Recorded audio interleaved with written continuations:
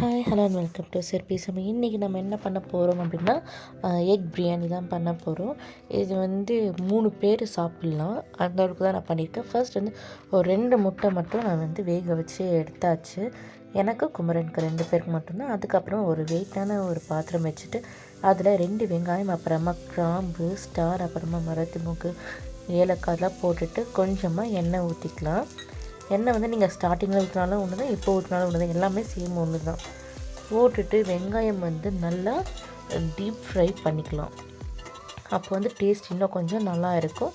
நம்ம வந்து colour powder add பண்ணணுன்ட்டு ஒரு இது வராது. நல்லா இந்த மாதிரி நல்லா நம்ம ஃப்ரை பண்ணிக்கலாம் அந்த ஆனியன்ஸ் எல்லாமே. அதுக்கப்புறமா கொஞ்சமாக கொத்தமல்லி போட்டுக்கலாம். அந்த நம்ம கையில் எடுப்போம் இல்லையா, அந்த அளவுக்கு மட்டும் போதும். கொஞ்சமாக போட்டுட்டு அதுவும் நல்லா வதக்கிட்டு, அதுக்கப்புறமா புதினா, கொத்தமல்லி எவ்வளோ எடுத்தோமோ அதே அளவுக்கு புதினா எடுத்து போட்டுட்டு நல்லா வதக்கிக்கலாம். இது வந்து 2 ஸ்பூன் இஞ்சி பூண்டு பேஸ்ட் நான் அதில் போட்டிருக்கேன். போட்டுட்டு அந்த ஸ்மெல் போகிற வரைக்கும் நம்ம வந்து நல்லா ஃப்ரை பண்ணி விட்டுக்கலாம்.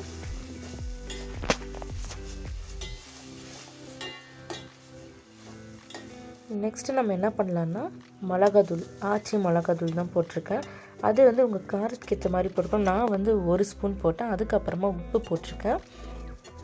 உப்பு போட்டுட்டு அதையும் நல்லா மிக்ஸ் பண்ணி விட்டாச்சு. அதுக்கப்புறமா ஒரு பாதி கப் தயிர் எடுத்துருக்கேன். அப்படி உங்களுக்கு கணக்கு தெரியலனா ஒரு 5 ஸ்பூன் தயிர் அந்த மாதிரி எடுத்துக்கோங்க. நார்மலான ஸ்பூனில், பெரிய ஸ்பூன் நார்மல் ஸ்பூன். அப்புறமா தக்காளி, 2 பச்சை மிளகாய். தக்காளி எவ்வளோ போட்டிருக்கேன்னா 2 தக்காளி, மீடியம் சைஸ் தக்காளி தான் போட்டிருக்கேன். வெங்காயமும் சேம் மீடியம் சைஸ் தான் போட்டிருக்கேன். ரெண்டுமே ஒரே அளவுக்கு தான். போட்டுட்டு நல்லா தக்காளி நல்லா வதங்கிட்டோம். அந்த எண்ணெய் பிரிஞ்ச அளவுக்கு வதங்கிட்ட அப்புறமா நான் வந்து இந்த கிளாஸில் தான் நான் வந்து ரைஸ் ஒரு கிளாஸ் ரைஸ் எடுத்தேன். இப்போ வந்து தண்ணி வந்து ஃபுல்லாக ஒன்று ஊற்றிட்டு, இன்னொன்று வந்து ஃபுல்லுக்கு கொஞ்சம் கம்மியாக நான் வந்து தண்ணி ஊற்றிருக்கிறேன். தண்ணி ஊற்றிட்டு நல்லா கொஞ்சம் மிக்ஸ் பண்ணி விட்டுடலாம். அந்த உள்ளே இருக்க மசாலா எல்லாமே நல்லா வேகணும். இப்போ நம்ம என்ன பண்ண போகிறோன்னா ஒரு 5 நிமிஷத்துக்கு நம்ம இதை க்ளோஸ் பண்ணி வச்சிடலாம். சிம்மில் வச்சு க்ளோஸ் பண்ணி வச்சிடலாம். இந்த 5 நிமிஷத்துக்குள்ளே முட்டை அந்த ஓடெல்லாம் பிரிச்சுட்டு ஒரு நீட்டாக கட் பண்ணிடலாம். உள்ளே லைட்டாக கட் பண்ணி விட்டுலாம், கீறி விட்டுடலாம். 5 மினிட்ஸ் அப்புறம் திறக்கிறப்பாங்க ஃபுல்லாக கொதிச்சுட்டு இருந்தது. மசாலாவும் நல்லா இதாகிட்ருக்கும். அந்த ஸ்மெல்லெல்லாம் போயிட்டு நல்லா அதுவும் நல்லா வெந்திருக்கும். இப்போ என்ன பண்ணோன்னா ஒரு 2 மினிட்ஸ் சிம்மில் வச்சு நம்ம கொதிக்க விட்டுடலாம். 2 மினிட்ஸ் அப்படியே இருக்கட்டும். நெக்ஸ்ட்டு 2 மினிட்ஸ் அப்புறம் ஓப்பன் பண்ணிவிட்டு மறுபடியும் நம்ம மிக்ஸ் பண்ணி விட்டுக்கலாம். மிக்ஸ் பண்ணி விட்டுட்டு ரைஸ் வந்து நான் எப்போ ஊற வச்சுருந்தேன்னா வெங்காயம் இதில் போட்டேன் இல்லையா, போட்டு அந்த வதங்குற டைமில் ரைஸ் நம்ம ஊற வச்சுட்டு அப்போ வந்து டைம் வந்து நமக்கு கரெக்டாக இருக்கும். ரைஸும் போட்டுட்டு லைட்டாக நம்ம மிக்ஸ் பண்ணிவிட்டு மேலோட்டமாக நம்ம மிக்ஸ் பண்ணி விட்டுக்கலாம்.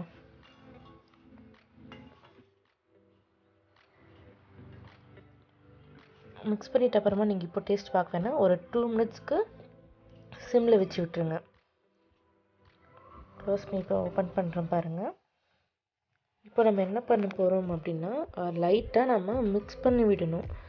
ரைஸ் வந்து இப்போ வந்து நமக்கு உப்பு காரம் எல்லாம் இருக்கான்னு பார்த்துட்டு இது பண்ணிக்கோங்க. இது வந்து பெரிய அடுப்பில் பண்ணோன்னா இப்போ வந்து சின்னஸ்க்கு நான் மாற்றிடுறேன்.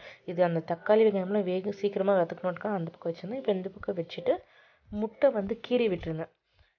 அதை எடுத்து நம்ம நல்லா ரைஸ்குள்ளே வச்சிடலாம். இந்த மாதிரி வச்சுட்டு சிம்மில் வச்சுட்டு இப்போ நம்ம க்ளோஸ் பண்ணிடலாம்.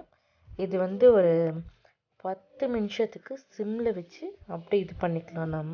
நான் வந்து நடுவில் திறக்கல, இப்போ தான் திறந்துட்டு கரம் மசாலா மட்டும் லைட்டாக மேலே போட்டுட்டு ஒரு 2 நிமிஷம் அதில் விட்டுட்டு ஆஃப் பண்ணிவிட்டு அப்புறம் ஓப்பன் பண்ணிட்டு பாருங்கள். இப்போ ரைஸ் வந்து நல்லா வந்திருக்கு. தண்ணி வந்து நான் சொன்ன அளவுக்கு மட்டும் போடுங்க. அப்போ வந்து இந்த மாதிரி நல்லா ரைஸ் வந்து நல்லா உதிரியாக வரும். இப்போ வந்து முட்டை பிரியாணி ரெடி ஆகிடுச்சு. நாம் இப்போது சாப்பிட்டுக்கலாம். நீங்களும் இது மாதிரி ட்ரை பண்ணி பாருங்கள். அதுக்கப்புறமா என்னோடய சேனலை நீங்கள் சப்ஸ்கிரைப் பண்ணாமல் இருந்தீங்கன்னா சப்ஸ்கிரைப் பண்ணிக்கோங்க. நான் நிறைய வீடியோஸ் போட்டிருக்கேன். நீங்களும் அதை பார்த்து நல்லா சமைச்சு என்ஜாய் பண்ணுங்கள், நல்லா சாப்பிடுங்க. இதுக்கும் சேனல் சப்ஸ்கிரைப் பண்ணாமல் சப்ஸ்கிரைப் பண்ணிக்கோங்க. பாய்.